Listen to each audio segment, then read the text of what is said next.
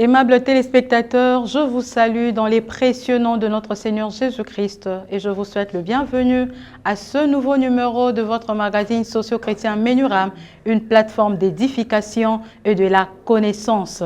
Ce soir, nous sommes là pour un nouveau numéro, mais avec un sujet qu'on a déjà exploité dernièrement, intitulé Moïse, École des dieux. Je suis avec le pasteur Aimé Lunda Masiantima. Il est le pasteur responsable de la borne Kikanda et aussi représentant provincial des assemblées des dieux au Congo central. Pasteur Aimé Lunda, bonsoir. Bonsoir, ma soeur. Bienvenue sur ces plateaux de Menuram. Merci. Pour la deuxième fois. Bienvenue à ceux qui nous suivent. Merci. Ok, vous, ce n'est pas la première, c'est la deuxième. Et nous savons que nous aurons encore plusieurs fois à vous recevoir ici parce que vous allez revenir de temps en temps. Merci. Pasteur, la fois passée, nous étions sérieusement bénis par ce que vous nous avez apporté, un thème intitulé Moïse, École des dieux. Vous nous avez parlé d'abord de Moïse lui-même, de ses parents, de sa vie, des enfants qu'il a eus. Vous avez parlé de très majeur de Moïse. Il a passé 40 ans en Égypte, dans la maison de Pharaon, en tant que prince. Ouais. Et il a encore passé 40 ans chez Jéthro, là où il était devenu berger. Et c'était là où il a vécu l'école des dieux. C'est là où était l'école. Et vous nous avez aussi parlé de l'école. Vous nous avez dit que dans l'école, comme on avait posé la question, qu'il y a les degrés élémentaires, moyens et supérieurs. Et Moïse avait parcouru toutes ces étapes. Pasteur, aujourd'hui nous revenons. Avant de continuer sur ce qu'on avait dit, sur ce qu'on va dire aujourd'hui, j'aimerais un peu qu'on parle de cette école. Parce que vous nous avez dit que quand on passe par des épreuves, par des difficultés, c'est là aussi une école, comme c'était le cas de Moïse. Mais pasteur, comment on peut reconnaître que ce que l'on vit, c'est une école de Dieu? Merci.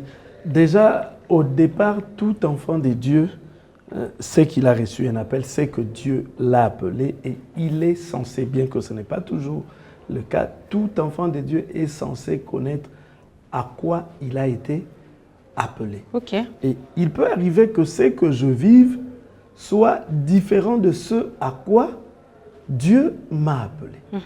Et c'est par là que je comprends que ça, il y a des choses que Dieu veut m'enseigner. C'est vrai, il arrive des moments où il y a des combats. C'est-à-dire que ce que je vis ne vient pas de Dieu, c'est voulu par les hommes. Mais Dieu peut aussi utiliser les combats voulus par les ennemis comme des leçons pour moi. Donc déjà, connaissant la pensée de Dieu, connaissant le plan de Dieu, et certaines choses qui sont contraires à ce que Dieu m'a montré, à ce à quoi Dieu m'a appelé. Par là, je peux comprendre que ici, il y a une leçon. C'est pourquoi je dis toujours aux enfants de Dieu, au lieu de commencer par chasser les esprits ou les démons lorsque soit on a connu un problème, il faudrait se poser la question à Dieu. Qu'est-ce que tu veux m'enseigner? À travers cette situation, Seigneur, tu veux m'enseigner quoi? Car derrière tout ce qui nous arrive, il y a une leçon de Dieu. Derrière tout ce qui nous arrive, il y a une leçon de Dieu. Donc déjà, par la connaissance de mon appel, je connais celui qui m'a appelé, je connais à quoi il m'a appelé, je vois la différence entre ce à quoi il m'a appelé et ce que je vis. Je cherche d'abord, avant de voir l'ennemi, je cherche d'abord à voir, Seigneur, tu dis quoi à travers ça? C'est ce qui est important. Pasteur, dans l'école des dieux n'est faite que de la réussite, ou à l'école des dieux, on peut aussi échouer? Très bonne question. Je dirais qu'avec Dieu, toutes les opportunités sont des occasions pour qu'il nous enseigne. La Bible dit que Dieu fait toutes choses pour un but, même le jour du malheur. Donc, dans l'école de Dieu, même les échecs sont des leçons pour nous. Nous apprenons tout de Dieu. Je donne l'exemple d'Israël qui, après la traversée du Jourdain, fait la conquête de la ville de Jéricho. C'était une réussite, c'était bien. Et juste après, ils ont dit, bon, pour la petite ville d'Aï, ça ne vaut pas la peine que nous envoyions tous nos militaires. On envoie un petit groupe. Et ils ont été battus. Et c'est comme ça qu'ils sont revenus auprès de Dieu pour demander, mais Seigneur, c'est quoi? Jéricho qui était fortifié, tu nous as donné la victoire. Contre Aï, nous perdons. Et Dieu leur dit, parce qu'il y a un interdit au milieu de vous. Et Dieu leur a donné une leçon à travers l'échec. Donc, dans la vie d'un enfant de Dieu, il peut arriver que nous connaissions des échecs, mais ces échecs peuvent aussi être des leçons. Peut-être que le Seigneur veut m'enseigner à plus compter sur lui, à ne pas compter. Vous savez, lorsqu'on a remporté une première victoire, les autres victoires, on ne prie pas comme on a prié pour la première victoire, parce qu'on acquiert des habitudes. Je donnerai un exemple avec nos amis musiciens chrétiens. Ils reconnaîtront tous que pour le premier album, ils prient beaucoup plus pour les albums suivants. Le premier album, je ne me suis pas encore fait un nom, on ne me connaît pas encore, on jeûne, on prie et puis ça a du succès. Quand il faudra sortir le deuxième album, c'est pas « Oh non, je suis déjà connu, c'est habitude, je ne crains plus ». Je dis à mes prédicateurs, le jour où tu arrêtes de trembler pour une prédication, ce sera ce jour-là que tu donneras ce qui est de toi et non pas ce qui est de Dieu. Ok. Nous devons toujours trembler et chercher Dieu. Mais si je compte sur mes capacités, sur ce que je sais faire, je sais déjà faire, ça j'ai déjà fait, c'est fini. Je donnerai ce qui est de moi et non pas ce qui est de Dieu. Donc même les échecs nous apprennent, nous enseignent. Dans la vie d'un enfant de Dieu, il n'y a pas que des réussites. Il y a aussi de l'échec. Et quand l'échec, peut-on échapper aussi à l'échec, pasteur? C'est inéluctable, les échecs, comme je l'ai dit. Vous savez, à l'école, il y a des cours que nous aimons et il y a des cours que nous n'aimons pas. J'ai fait la section biochimie. Vous n'aimez pas quel cours, pasteur? C'était à partir de la 5e, mais en 4e secondaire, il y avait le cours de dessin scientifique. Je ne comprenais pas à quoi ça me servait, moi qui ferais la biochimie. Et lorsque le professeur nous dit, trouvez le point de percée, je posais la question aux amis, moi je veux être médecin. Le point de percée va me servir à quoi? Et je n'aimais pas ce cours et j'échouais très souvent à ce cours. Et pourtant, c'était prévu dans le bulletin qui est le cours de dessin scientifique pour nous qui étions en scientifique. Donc, on ne peut pas échapper à l'échec. L'échec, c'est même ce qui fait l'équilibre dans la vie. Une vie qui n'est faite que des réussites, nous manquerons quelque chose. Donc, Dieu peut utiliser l'échec pour que nous arrivions là où nous devons arriver. C'est quoi l'échec? L'échec, ce n'est pas atteindre les objectifs assignés. Je devais avoir 10, j'ai eu 4, j'ai échoué. Donc, ce n'est pas atteindre les objectifs assignés. Et l'échec, nous le voyons sous deux angles. Lesquels? Sous l'angle des spectateurs et sous l'angle des dieux. Et nous sommes au milieu, nous devons choisir de quel bord, de quel côté nous devons regarder notre échec. Est-ce du côté des observateurs ou du côté des dieux? Pour les observateurs, l'échec, c'est la fin. Il a échoué, c'est fini, il a raté. Il a raté sa vie, il a raté son mariage, il a raté ceci, il a raté cela.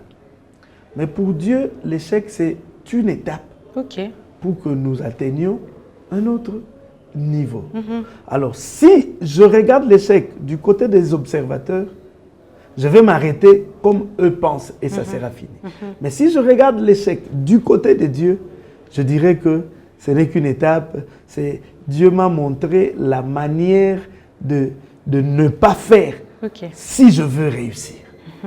Pasteur, aussi ce qui apparaît comme échec chez les observateurs ou téléspectateurs n'est pas nécessairement échec auprès de Dieu. Merci, c'est ce que j'appelle les échecs apparents. Vous savez que lorsque Judas trahit Jésus et qu'on vient arrêter Jésus, je pense qu'à ce moment-là, le diable commence déjà à se réjouir.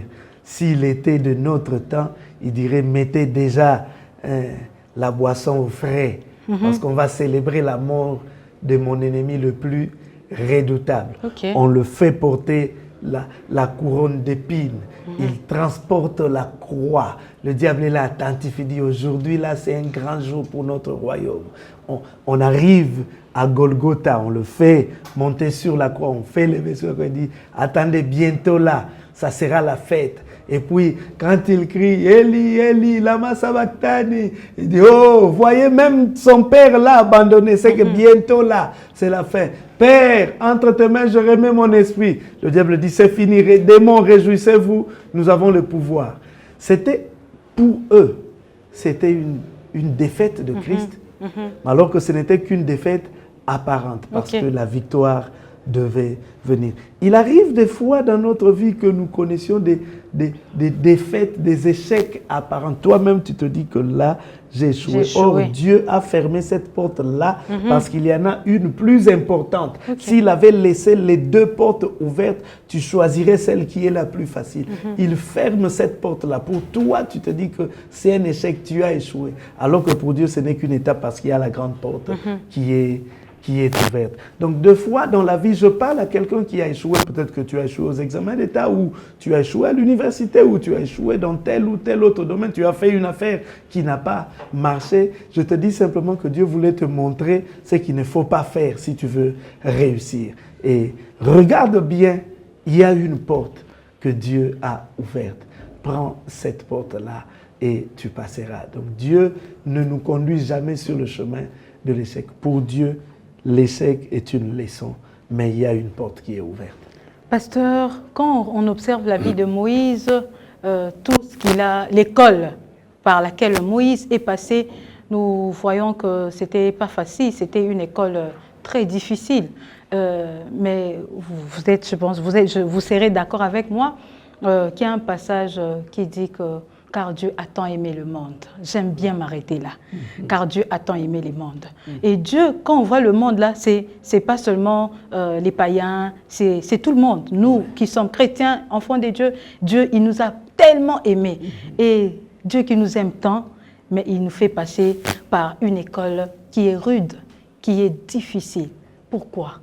Est-ce vraiment de l'amour? Où Dieu, il veut seulement, nous sacrifier, il veut nous torturer. Pourquoi? C'est aussi ça l'amour. Dieu veut que nous soyons complets. Or, nous ne serons jamais équilibrés, complets si nous n'avons connu que la réussite. Il faudrait les larmes et les joies, c'est ce qui fait la joie de notre vie. Mais parfois, on a beaucoup plus de larmes que de joie. Oui, si on a beaucoup plus de larmes, c'est que les moments de joie seront aussi nombreux. Amen. Vous savez, autant nous avons été humiliés, autant nous serons dans la joie. Dieu est un Dieu équilibré. Il ne peut pas faire que ma vie ne soit faite que des larmes et que je ne connaisse pas de joie. Il ne peut pas non plus faire que ma vie ne soit faite que de joie et pas de larmes. Vous vous rendez compte que Dieu n'a même pas privé Jésus des larmes. S'il n'a pas épargné son propre fils, à combien plus forte raison il nous épargnera? Nous, donc, si un enfant de Dieu, un chrétien, veut ne vivre que des moments de joie, c'est qu'il n'a pas compris la vie chrétienne.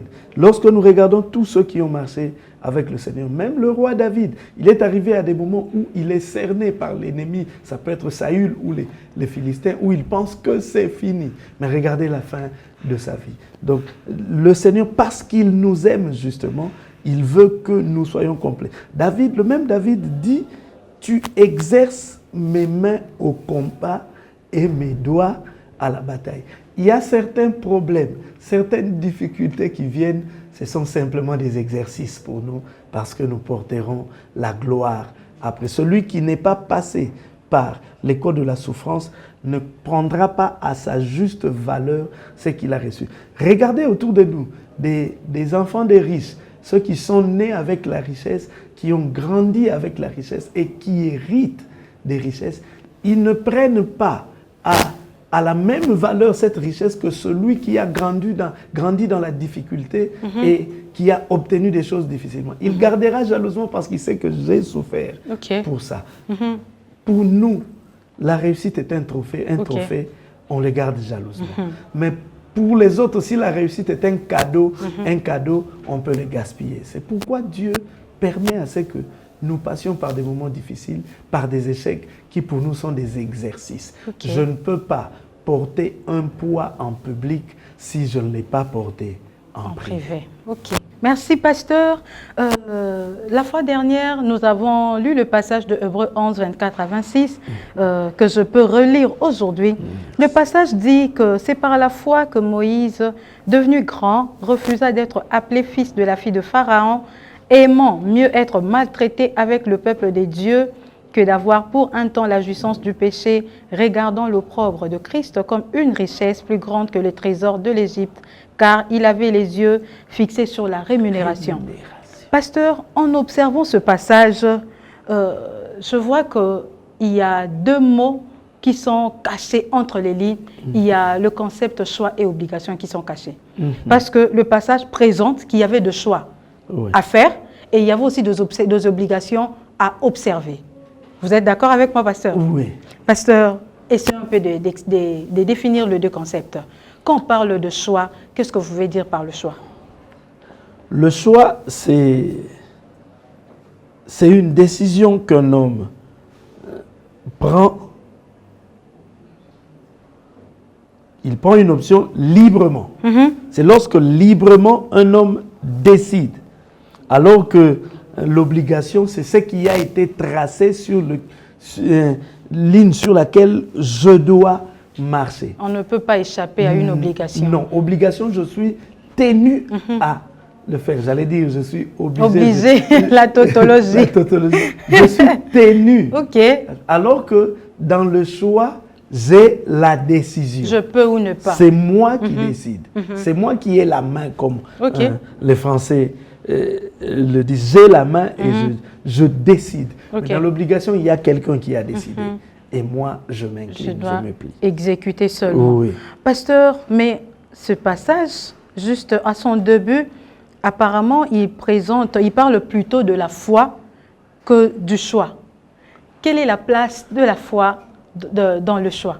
J'aime beaucoup ces passages parce qu'il est dit que c'est par la foi que Moïse, devenu grand, refusa. On l'utilise beaucoup quand il faut parler de la foi que parler du choix. Ce passage, parce que Moïse est cité parmi les héros de la foi et l'auteur de l'Épître aux Hébreux était en train de parler des héros de la foi. Il en a cité plusieurs et il cite Moïse comme héros de la foi.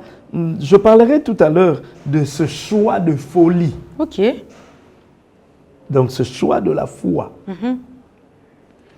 Il y a la foi qui entre. Et cette foi l'a poussé à choisir. Il s'est décidé. Si je peux présenter le tableau, c'est que le peuple hébreu est esclave. Moïse est né dans cette période, comme on l'a dit, lors de l'émission précédente, où tous les premiers-nés mâles, tous les nouveaux-nés mâles devaient mourir. Donc Moïse déjà devait mourir. Il n'est pas mort. Recueilli par la fille de Pharaon, qui l'amène dans le palais royal et qui élève Moïse comme son propre fils. Des gens pouvaient dire Moïse, c'est un chanceux. Là où les enfants, les nouveaux-nés meurent, lui non seulement il est gardé en vie, mais il est élevé dans la maison de Pharaon. Combien de jeunes gens de la génération de Moïse ne rêveraient-ils pas d'être élevés dans la maison du Pharaon comme prince? Il y avait cette vie luxueuse, cette vie de prince, et de l'autre côté, il y avait le peuple de ses origines qui était esclave. Un esclave n'a pas de droit, un esclave n'a pas de volonté. La foi a poussé Moïse à faire un choix. La foi a poussé Moïse à faire un choix. Donc, avoir la foi, c'est aussi choisir.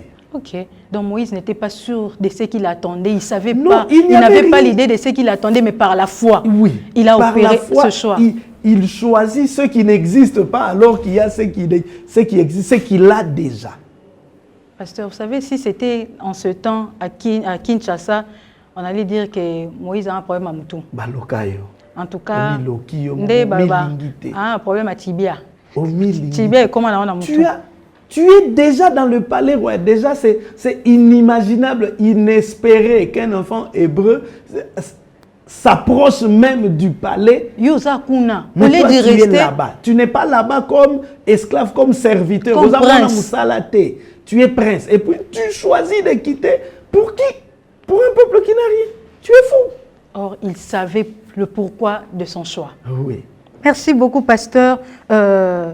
Pasteur, quand vous parlez de choix, pourquoi avez-vous opéré aussi ce choix à votre niveau de parler de citer Moïse alors que vous pouvez prendre d'autres personnages aussi de la Bible, par exemple Lot, qui visiblement avait pris une décision, avait fait un choix. Pourquoi seulement Moïse? Parce que la décision de Moïse, le choix de Moïse est un peu caché. Le choix de Moïse, c'est un choix de foi, et comme foi va de pair avec folie, parce que c'est un choix fou comme nous l'avons dit. Lot a choisi la meilleure partie. Si Lot était à la place de Moïse, peut-être Lot choisirait de rester dans le palais de Pharaon. Le choix, Moïse a fait un choix surprenant, parce que aussi la vie d'un homme est une succession des choix. Okay. Tout ce que nous devenons, c'est une succession de choix. J'ai choisi l'école où je devais étudier, j'ai choisi la section que je devais suivre, j'ai choisi la filière à l'université, j'ai choisi la femme que je dois épouser, j'ai choisi, et même pour venir, aujourd'hui, j'ai choisi les vêtements que je devais Vraiment mettre. La vie, c'est une succession de choix. Donc Moïse avait un choix à faire, rester en Égypte comme membre de la famille royale, impériale, ou devenir une icône dans l'Église, alors que dans la vie du peuple de Dieu, alors qu'à l'époque, du côté du peuple de Dieu, il n'y avait rien. Je me mets dans la peau d'une jeune fille qui a deux prétendants, l'un qui a déjà un travail, qui a même construit sa maison, qui roule à bord d'une belle voiture. Et il y a un autre frère qui n'a même pas encore de travail. Il n'a rien. Il n'a que la Bible et le Saint-Esprit. Et qu'elle choisisse. C'est comme ça que mon épouse m'a choisi. Le choix est clair. Et qu'elle choisisse celui qui apparemment n'a rien. On dirait que tu es fou. Parce que les sœurs d'aujourd'hui, quand vous aussi ça coûte tout est. Oh, le choix est clair. Parce que déjà, ça commence avec les parents. Lorsqu'une jeune fille vient voir sa mère pour dire que maman, il y a un homme qui me propose, la première question de la maman. Asa Akanye. Asa Akawame. Non, j'ai trouvé un homme, c'est quelqu'un qui est assis. Oui, tu as trouvé quelqu'un qui est assis, mais sur quoi? Sora Vandeline, nous étaient habitabés. Vous savez, le tronc d'un bananier, c'est presque rien à l'intérieur, c'est comme des feuilles qui s'enroulent. Sora Vandeline, c'était habitabé, l'obé au pôle. Mais où Vandeline Libanga? C'est lui qui est sûr, mais nous regardons à ceux qui frappent l'œil, à ceux qui attirent. Et c'est comme ça que Moïse nous intéresse dans ça. Il n'a pas choisi ceux qui attiraient, ceux qui frappaient le regard. Ok. Il a choisi le vide, au fait, ce qui n'existait pas. Israël n'avait pas de territoire, alors que les Égyptiens étaient maîtres. Et lui n'était pas un simple Égyptien, c'était un prince en Égypte. Ok. Mais il a fait le choix du néant, un choix de folie, mais qui s'est avéré payant. On va l'expliquer un peu plus tard. Ce choix-là est devenu payant parce qu'il est entré dans l'histoire. Et aujourd'hui, plusieurs milliers d'années après, on peut parler de Moïse. Et on l'a pour exemple. Oui. Alors que s'il était resté de l'autre côté, l'histoire de l'Égypte n'a retenu que les noms des pharaons. Donc Moïse ne serait rien aujourd'hui s'il était resté de l'autre côté. D'accord, pasteur. Révérend, est-ce que le mauvais choix qu'on peut effectuer, qu'on peut faire aujourd'hui, peut compromettre notre futur? Évidemment qu'un choix déjà, tout choix comme nous l'avons dit, influence notre futur. Et un mauvais choix opéré nous conduit du mauvais côté. J'ai parlé de Moïse. Supposons que Moïse ait choisi de rester avec les Égyptiens. Ok. Comme je l'ai dit, dans le palais, il était prince, c'est vrai, mais il n'était pas dans la hiérarchie de la... J'ai entendu un jour quelqu'un dire, Moïse a refusé de devenir pharaon. Il n'allait pas devenir pharaon. Parce que, il était fils de la fille. La succession, c'était chez les mâles. Et puis lui, il était étranger. Il était adopté. Donc, il allait, c'est vrai, jouir des privilèges, mais il n'allait jamais être numéro 1. Alors que là où il y avait le néant, il est devenu plus que numéro 1. Parce qu'il a donné le sens à tout un peuple. Et lorsque les Hébreux parlent de la loi des dieux, ils ne parlent pas de la loi des dieux, ils parlent de Moïse.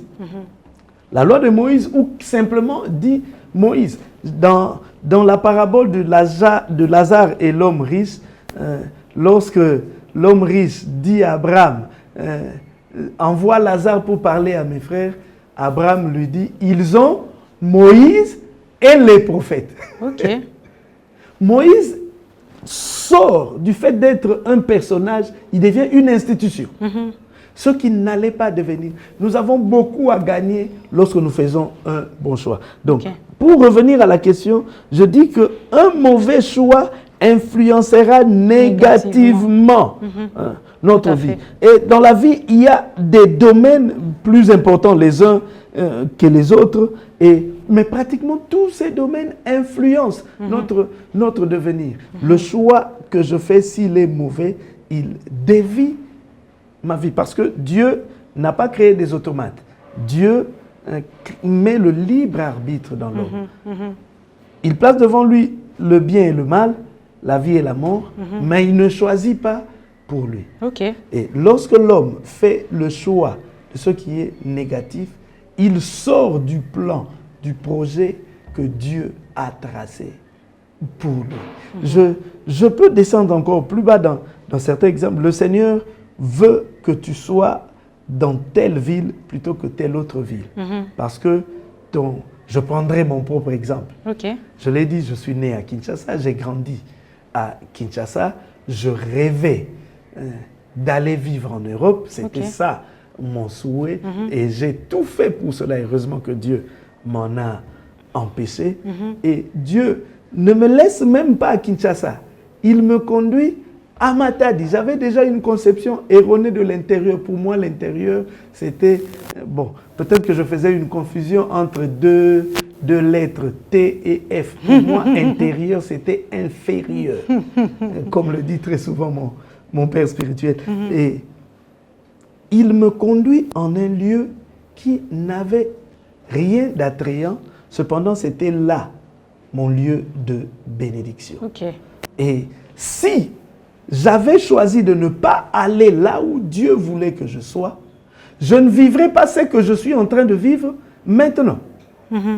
Donc, j'aurais dévié le plan de Dieu. Malheureusement, il y a plusieurs personnes qui ne vivent plus le plan que Dieu avait préparé pour eux, simplement parce qu'ils ont opéré un mauvais choix.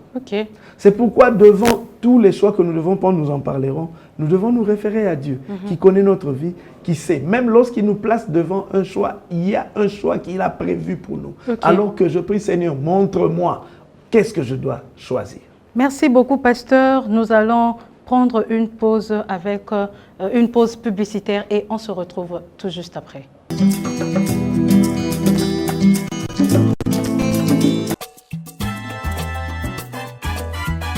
Mama Bio, Mama Lopango International, remplissez la terre. Remplissez Ntsele, remplissez Maluku, remplissez Kimpoko et surtout, remplissez Menkao. Na coopérative Habitat, on n'a jamais tort. Être locataire, c'est un choix, c'est un droit. Mais être bailleur, c'est un droit, c'est un pouvoir. 500 000 terrains partout dans le Congo. Espace et belé. Projet ya sika ya coopérative Habitat. Kozanga projet OET. Ba Congolais, ba province nyoso. Diaspora congolaise. Tozoya na chaque province. Surtout l'Équateur, bino boloba, jenda folele. Mon bal aller la rater. Na 24 mois. Au fouti ndambu ndambu. Au komi mama, tata lopangu lokwa. Biso na pepele bref. Soki ba buki yo nenge ba buka ngai ko bangate. Na coopérative Habitat, bisika kofanda ezali na kosala industrie na yo. Boya ebele. Adresse na biso echangeaka te. Nous sommes Nouvelle Galerie Présidentielle, premier étage, local 1MB, au numéro 3, avenue de la Mongala, référence Rond-Point Forescom, Kinshasa, Gombe. Passez à locataire ici la rare sera à Koufi. Parce que imaginez que vous avez locataire au Koufi, valez-le. Mame, BRDC Construction. Eye, osambi na nyongo. Batongi pe na nyongo. Na espace à 3 mois kaka.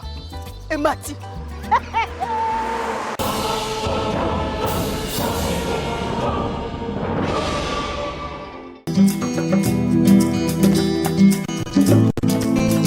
Merci pour cet élément de la régie. Vous qui nous suivez, vous pouvez aussi faire comme les amis. Emmenez vos publicités. Nous allons les faire passer ici. Menuram a ouvert ses portes pour les publicités, des campagnes, des séminaires et autres choses. Contactez-nous sur ce numéro qui est affiché au bas de votre écran. Nous allons discuter, nous allons parler. Pasteur, revenons à notre thème. Nous parlons toujours du choix. On venait de parler du mauvais choix qu'on peut faire qui peut influencer négativement notre vie, notre futur. Mais nous venons d'apprendre aussi que tout choix, mauvais ou bon, influence nécessairement notre vie. Mais pasteur, dans quel cas sommes-nous appelés à faire un choix? Merci. Est-ce que seulement c'est pour le mariage? Est-ce que c'est seulement pour la tenue? Ou on peut faire, dans quel cas sommes-nous appelés à faire un choix? Les domaines de la vie engagent des choix. Ok. Dans tout ce que nous faisons, il y a un choix à prendre. Pasteur, on a fait le un peu, parce que quand vous dites tout, donc les gens voient tout, énumérer un peu. J'ai fait le choix, par exemple, de venir ou pas à l'émission. Ok. Ah, ça c'est un choix. Je pouvais ne pas venir. J'allais manquer toutes ces bénédictions parce que quand je parle moi-même, je suis béni. Okay. Je fais le choix ou non d'aller au culte ou non. Je fais le choix de côtoyer telle ou telle autre personne. Il y a des personnes qui sont des bénédictions pour nous, des personnes ressources, des personnes que Dieu a placées sur notre chemin. Dieu, ce qu'il évite généralement, c'est qu'un homme soit orgueilleux et il met certaines choses de lui dans d'autres personnes. Et que pour que je bénéficie de cela, je dois forcément côtoyer cette personne-là. Et si je fais le choix de ne pas le côtoyer, les bénédictions que Dieu a réservées pour moi qui sont en lui, je n'en bénéficierai pas. Donc, il y a le choix de côtoyer telle ou telle autre personne. Il y a le choix de... nous avons parlé de la filière à suivre à l'école ou à l'université. Et il y a le choix du mariage qui est l'un des choix importants dans la vie parce que nous ratons ou nous réussissons notre vie par le mariage aussi. Un mariage réussi peut propulser la vie. Un mariage qui échoue va faire échouer la vie. Et même là, on peut se tromper sur le choix de la couleur de vêtements à porter. On peut le rattraper, on en parlera. Mais quand on rate le choix du mariage, c'est pourquoi j'aimerais m'arrêter là, m'adresser à un jeune homme, à une jeune fille, avant de t'engager. Non seulement réfléchis bien, mais prie que le Seigneur t'oriente. Un des amis serviteurs de Dieu dit, on peut tomber amoureux, mais on ne tombe pas dans le mariage. Dans le mariage, on ne tombe pas. Dans le mariage, on choisit. Dans le mariage, non, je peux dire non, je suis tombé amoureux, amoureuse de telle personne. Mais quelqu'un ne peut pas dire je suis tombé dans le mariage. Malheureusement, il y a des gens qui sont tombés dans le mariage comme ils sont tombés amoureux. Parce que c'est dans les mariages qu'ils se sont rendus compte que non, j'ai fait un mauvais choix. Alors qu'il fallait se rendre compte avant de faire le choix. Et là, ça devient trop tard. Dans la vie, oui, ça devient trop tard. Et il y a le choix, par excellence, c'est le choix de la nouvelle vie, d'opter pour Jésus. Ça, c'est le choix suprême. C'est un choix qu'il ne faut jamais rater. Opter pour Jésus ou pour le monde. Celui qui opte pour le monde, parce que c'est un choix qui engage non pas seulement notre futur terrestre, mais qui engage même notre éternité. Okay. Ça, c'est le choix suprême. C'est le choix qu'il ne faut jamais rater. Il y a des choix dont la portée se limite sur la terre, se limite à cette vie. Après la mort, ça n'a plus d'incidence. Okay. Mais il y a ce choix-là qui nous suit même jusque dans notre éternité. Donc, il y a plusieurs domaines et notamment celui-là de la nouvelle naissance. C'est pourquoi je m'arrête là pour parler à quelqu'un qui n'a pas encore fait ce choix-là, pour lui dire, c'est maintenant. Ce n'est même pas demain, c'est maintenant. Il y a des choix qu'on peut différer. On dit que ça, je choisirai demain. Mais ce choix-là, tu ne peux pas le différer parce que demain ne t'appartient pas. Tu n'as qu'aujourd'hui et plus. Tu n'as que maintenant. Parce que même ce qui se passera dans 10 minutes, toi et moi, nous ne le connaissons pas. Donc, si nous avons un temps pour choisir, c'est maintenant. Choisissons la vie au lieu de choisir la mort. Merci beaucoup, pasteur. Nous allons nous arrêter là, mais une dernière question pour ce soir. Pasteur, est-ce que dans le ministère, vous qui êtes déjà dans le ministère, dans le pastoral, dans le ministère, on peut aussi faire un choix ou le ministère, c'est seulement par rapport à l'appel? Déjà que nous choisissons, nous avons choisi d'opter pour Jésus, et là, devant nous, il y a plusieurs aspects de choix dans le ministère. Déjà, choix de ce qu'on doit faire. Je vais donner une anecdote. Okay. Je viens à l'église, à la Bonne Matadi. À Kinshasa, j'étais à la fois dans le chant, dans la musique donc, parce que j'étais dans un groupe d'adoration, et aussi dans la prière, parce que nous étions dans un groupe de prière. Il me fallait faire un choix. Étant donné que ma voix se cassait chaque fois que je priais, je n'arrivais plus à bien chanter, je devais faire le choix entre la musique et l'intercession. J'ai choisi l'intercession, j'arrête la musique. Okay. J'arrive à Matadi, à la Bonne Matadi, mon premier département, c'était le département d'intercession. Je vais à l'intercession.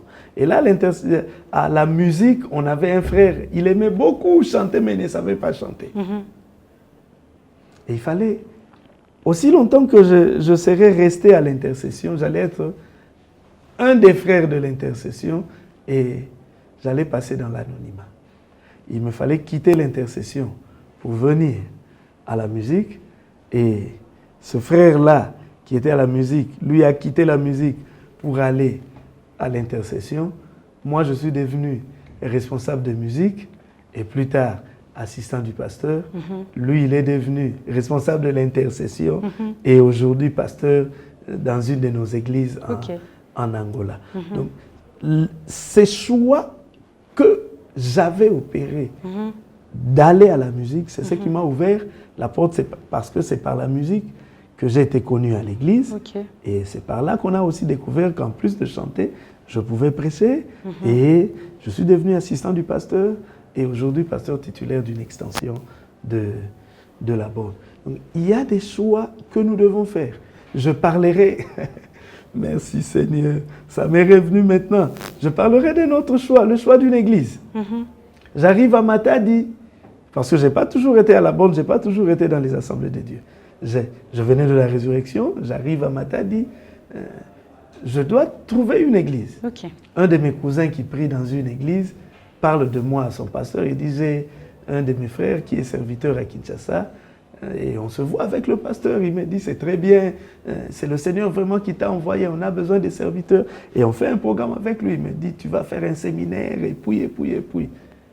Mais je lui dis, c'est beau tout ça, mais on doit prier que le Seigneur nous parle. Et pendant que j'étais moi-même en prière, le Seigneur me dit de ne pas aller là-bas. Il me donne l'image d'Amatia qui devait aller combattre, qui a engagé des mercenaires venus du royaume du Nord. Et Dieu envoie un prophète pour lui dire, si tu vas avec ces mercenaires, quand bien même, c'est la phrase qui m'a attiré, quand bien même tu ferais des actes de bravoure, mais tu ne remporteras pas de victoire. Car l'Éternel n'est pas avec eux. J'arrête et je m'assois quelque temps à l'église, à la maison, puis je vais à la Bonne. Et quelque temps après, l'église où je devais aller, le pasteur va en Angola, il vend et l'Église et les fidèles. Donc si j'étais allé là, j'allais être moi aussi vendu à quelqu'un d'autre. Et plus tard, moi je suis devenu ministre à temps plein. Lui qui était à temps plein, avant cela d'abord, lui qui était à temps plein, il quitte le temps plein pour aller trouver un travail au port. Et je le rencontre, il dit, mais tu vas où? Il dit, je vais au port parce que l'église, il a dit à Lingala, l'église est au foutate. Alors que moi qui avais un travail, l'église me demande d'arrêter le travail pour servir à temps plein. Et aujourd'hui, je suis ce que je suis, lui a disparu. Donc si j'avais fait ce choix-là, peut-être que moi aussi, j'aurais disparu comme. Donc on est devant des choix que nous devons opérer et nous devons très bien faire le choix. Enfants de Dieu, qui que vous soyez dans quelques domaines, que ce soit la vie, toute la vie, ce sont des choix que nous faisons. Et pour un choix, cela peut déterminer ta vie. Je peux faire le choix de monter ou non dans tel taxi ou taxi-bus et qu'après, je me rends compte que là où je devais entrer, il y a eu un accident et si j'y étais entré, j'allais mourir. C'est un choix qui a déterminé ma vie ou ma mort. Tout ce que nous faisons dans la vie, tous les choix que nous faisons dans la vie sont importants et ne négligeons pas ces choix. C'est pourquoi il est important de consulter Dieu pour faire un choix. Merci beaucoup, pasteur. C'est par ce mot que nous allons clôturer notre émission de ce soir. Merci d'être passé pour la deuxième fois, mais nous n'avons pas épuisé notre thème. Aujourd'hui, nous avons beaucoup plus parlé de choix et de l'obligation. Nous n'avons pas beaucoup touché l'obligation, mais le choix. Et il y a encore beaucoup de choses à dire, pasteur. Vous êtes encore à Kin. Acceptez de revenir prochainement pour finir ce sujet sur le choix et l'obligation. Par la grâce de Dieu, nous reviens. Aimables téléspectateurs, nous sommes arrivés à la fin de ce numéro de Menuram, de votre magazine socio-chrétien Menuram. Nous avons parlé de choix et obligations, toujours dans le thème de Moïse, école des dieux. Nous avons beaucoup plus exploité l'aspect choix et obligations. Nous n'avons pas épuisé, nous allons finir prochainement. Donc, je vous donne déjà rendez-vous pour le jeudi prochain, à la même heure, sur la même chaîne, avec la même équipe. Mais laisse-moi te dire, toi qui nous suis, que la vie est faite de choix. Toute la vie est faite de choix. Et tout choix que nous pouvons opérer influence notre futur. Fais le bon choix, mais avant de faire un choix, prie, réfléchis, consulte Dieu. Mais le choix suprême que nous pouvons faire en tant que chrétiens, en tant qu'enfants de Dieu, c'est d'accepter Jésus comme Seigneur et Sauveur, et c'est avec, quand on l'accepte, on passera avec lui toute l'éternité. Quant à moi, je vous dis au revoir et à la prochaine.